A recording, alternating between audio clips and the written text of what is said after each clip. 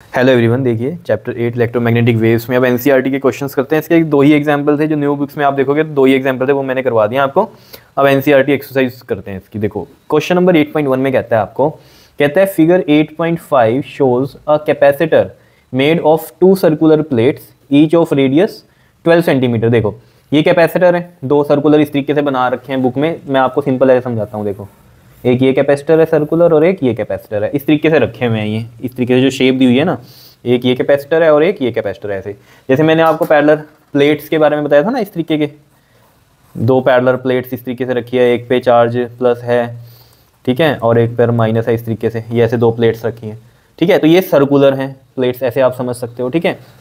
तो कैपेसिटर ही होता है 2 प्लेट्स वाला ये, ठीक है। तो यहाँ पर इसकी जो रेडियस दी हुई है वो कितनी दी हुई है, रेडियस इसकी 12 सेंटीमीटर की दी हुई है।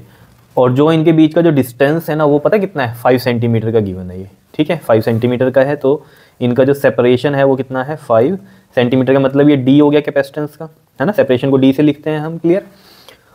और क्या है हमारे पास यहाँ पर given, and the capacitor is being charge by an external source. External source से ये कनेक्टेड है, जैसे मान लो मैंने यहाँ पर ये बैटरी से कनेक्टेड कर दिया इस तरीके से, वो भी सारे तभी चार्जिंग मिल रही है इसको। तो ये चार्ज हो रहे हैं बाय एन एक्सटर्नल सोर्स, जो कि इसमें जो फिगर में शो नहीं कर रखा है, मैंने बना दिया है। The charging current is constant and equal to 0.15 ampere. देखो अब जो इसमें करंट बोल रहा है ना, ठीक है, जो चार्जिंग करंट है वो कौन सा करंट होता है हमारा, कंडक्शन करंट होता है। जो इसमें फ्लो कर रहा है वो कंडक्शन करंट है, वो कितना है, 0.15 एम्पियर है। क्लियर है इतनी बात, ठीक है। चार्जिंग करंट को ही हम कंडक्शन करंट बोलते हैं। तो सबसे पहले तो ये ए पार्ट में आपको क्या कह रहा है कि कैपेसिटेंस आपको बतानी है, कैलकुलेट द कैपेसिटेंस। तो कैपेसिटेंस का फॉर्मूला आपको पता है, A epsilon naught by D. A क्या होता है हमारे पास, एरिया ऑफ सर्कुलर, अगर हम बात करें सर्कल की क्या होती है, पाई आर स्क्वायर, है ना। Pi R square epsilon naught by D, formula बन गया। तो 3.14 हो गई पाई की वैल्यू, और जो रेडियस दी हुई है हमें 12 सेंटीमीटर दी हुई है, तो 12/100 करेंगे, ठीक है। किस में करने के लिए, इसको मीटर में करने के लिए, ठीक है। तो 12/100 का स्क्वायर है, तो मैं 2 बार लिख देता हूँ ये 12/100। और एप्सिलॉन नॉट की वैल्यू आपको पता ही है, परमिटिविटी ऑफ फ्री स्पेस की 8.85 × 10⁻⁻12। और डी कितना है हमारे पास, यहाँ पर देखो 5.0 सेंटीमीटर है। तो 5.0 है तो सेंटीमीटर में है ना, सेपरेशन जो है ये। तो 5 सेंटीमीटर ही लिख सकता हूँ इसको, बिकॉज 5.0 का पॉइंट हटाओगे तो 10 लगेगा, और ये 0 से 0 कट जाएगी, तो 5 सेंटीमीटर ही बोल सकता हूँ। तो ये हो जाएगा हमारे पास 5/100 मीटर, ठीक है। वो 100 में यहाँ ऊपर लिख देता हूँ, ठीक है ना। क्लियर है, 5/100 मीटर का, क्लियर। अब देखो जरा यहाँ से हम इसको सोल्व करें। अगर देखो ये 100 से ये 100 कट गया, ठीक है। और इनको भी सोल्व करते हैं। देखो 3.14 का 100 लगा दो यहाँ पर, ये 12 है, ये भी 12 है, और 8.85 का भी 100 यहाँ पर लगा दो, ठीक है। तो ये 100 इसका लगा, ये 12 के नीचे वाला 100 लिख देता हूँ मैं। एक 8.85 का 100 हो गया पॉइंट हटाकर, ये नीचे 5 है और ऊपर क्या है, 10⁻⁻12 है, ये है। अब देखो इसको हम फर्दर सोल्व कैसे कर सकते हैं। देखो 5 से इसको कट कर दो, 5 1 ज़ा 5, 5 7 ज़ा 35, फिर 5 7 ज़ा 35, ये आ रहा है हमारे पास, ठीक है। अब यहाँ से अगर आप देखोगे तो देखो ज़रा 314 इंटू में 12 को मल्टीप्लाई करो, 144, ये 177, और ये 10⁻⁻12, और ये नीचे 10⁻6 बनेगा, तो ऊपर जाके 10⁻⁻6 बन गया। क्या इतनी बात क्लियर है। अब देखो ज़रा यहाँ पर अगर ये चीज़ आपको समझ में आ रही है कि हमने क्या किया है, तो इसमें देखो फर्दर आप क्या कर सकते हो। इसके अंदर इसको आप मल्टीप्लाई करोगे तो आपके पास जो आएगा, आप करके देखना मल्टीप्लाई, ये आएगा 8003232 इंटू में 10 की पावर ये कितना हो जाएगा हमारे पास, -12 एंड -6 कितना हो गया, माइनस का 18। लेकिन इसको ना ऐसे ही रहने दो। देखो इसमें हम क्या कर सकते हैं ना, -12 रहने दो, क्योंकि ये ना पीको बन जाएगा, है ना। फैरेड में चल रहा है ना आंसर कैपेसिटर का, तो पीको फैरेड बन जाएगा। तो इसको एज इट इज रहने देते हैं। 10⁻⁻6 को नीचे लिख लेते हैं, 10⁻6। अब देखो ये 6 आप हटाओगे 10 की पावर, तो यहाँ जो पॉइंट है, जहाँ कहीं पॉइंट नहीं होता वो यहाँ होता है। वो पॉइंट कहाँ शिफ्ट होगा, 6 पीछे शिफ्ट हो जाएगा। 1 2 3 4 5 6, तो ये आपके पास आ जाएगा 8.003232 इंटू में 10⁻⁻12 फैरेड। या फिर इसको मैं ऐसे सिंपल भी लिख सकता हूँ, 8.0 इंटू में 10⁻⁻12 फैरेड, ठीक है। या फिर 8.0 पीको फैरेड, ये 10⁻⁻12 को पीको लिख दिया हमने। पीछे देखोगे ना आप, तो 80 पॉइंट करके दिया हुआ आंसर, ठीक है।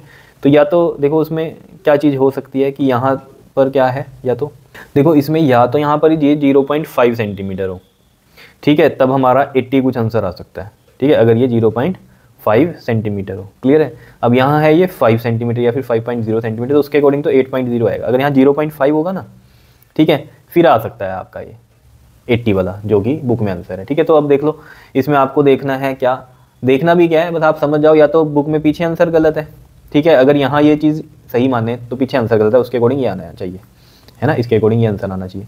और अगर पिछला आंसर आप सही मानते हो बुक में 80 वाला, तो फिर यहाँ 0.5 सेंटीमीटर आना चाहिए। समझ रहे हो, चलो ये सही है हमारा। क्लियर है, ठीक है। अब इसी में ना रेट ऑफ, क्या बोलता है, rate of change of potential difference की बात करता है इसमें, rate of change of potential difference. तो rate of change of potential difference की अगर हम बात करें तो वो क्या होगा हमारे पास, dV/dt होगा।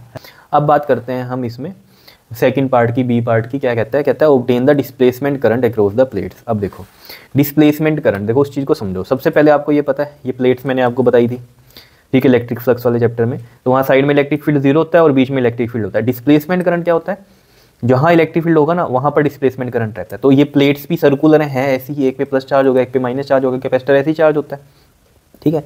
तो यहाँ पर क्या होता क्या है कहानी, कि जब यहाँ से करंट चला, ये IC चला, ठीक है, यहाँ पर जब करंट चलते हैं तो दो उसमें चलते हैं, IC plus ID, conduction current plus displacement current, हम इस तरीके से कंसीडर करते हैं इसमें।